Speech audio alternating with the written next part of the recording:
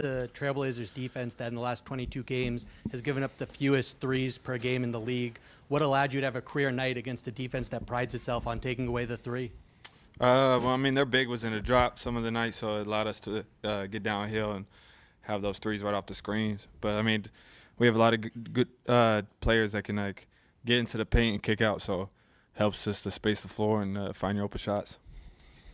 Payton, was there a point tonight where you just kind of realized it was going to be like an explosive night? Was it the one in the corner over Scoot, or was it something else? Not necessarily. I mean, really, I just like when I'm processing the game, it's just about taking the right shots, making the right reads. So I feel like if I do that and, you know, obviously if you get enough attempts, it should be a good night regardless. I mean, obviously you're going to have your down nights, but for the most part, just pride myself on making the right read every time. Payton, when you're coming off of some of these screens, you know, Al or Luke setting, like, how much are you focusing on the angle of screen? Like, how much do they focus on that? Like, how much of that small part of the game? I mean, I just make sure that my guy runs into the screen. They're unbelievable screen setters. Like, they get you wide open. But the job as a guard is just to set your guy up, run him into it, and then, you know, make the right read after that. Did they not get you with the water? They posted the video of Derek.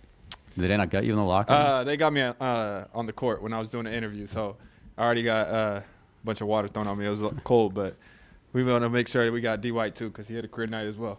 I was just going to ask you that. What was it like to kind of, you know, sometimes you'll see one of these nights, but how to kind of go through with him? You guys set a bunch of records, like most points by a duo, first time two guys hitting unbelievable. It was amazing to watch because some of the shots he was hitting were incredible too, and he wasn't hitting no rim, just straight water. So definitely fun to be out there with him and do it on a special night like this. Payton, is any significance against a team that was kind of near your hometown? It's always fun playing the Blazers.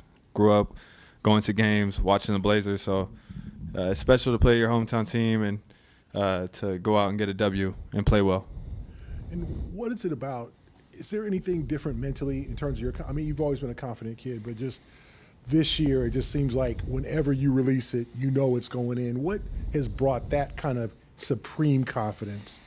I think the work over time has built up to, like you said, supreme confidence, and then having my teammates and the coaches to have the confidence in me now to allow me to have nights like this. So it's a little bit of both, but I'd always go back to the work.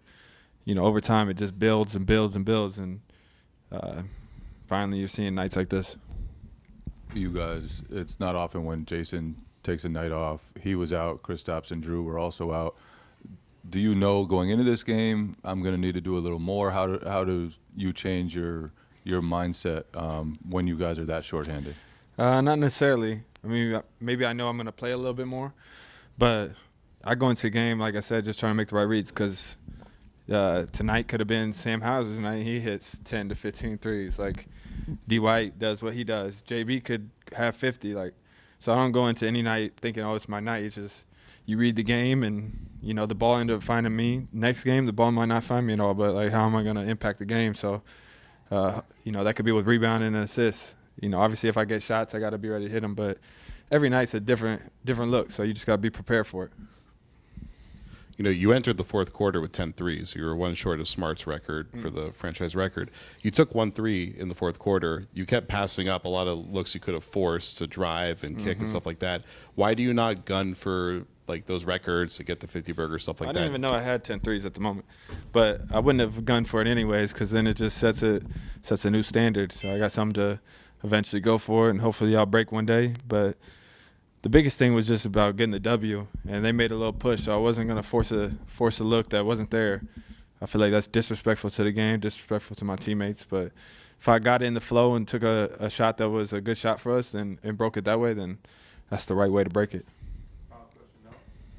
Just for most people have not experienced that feeling of just, you know, making that kind of history in front of this crowd. What does it feel like just from an emotion standpoint, especially like the MVP chants, the free throw line? I thought this was one of the better crowds of the year, but just from an emotional standpoint, what was kind of going through your mind? Definitely special.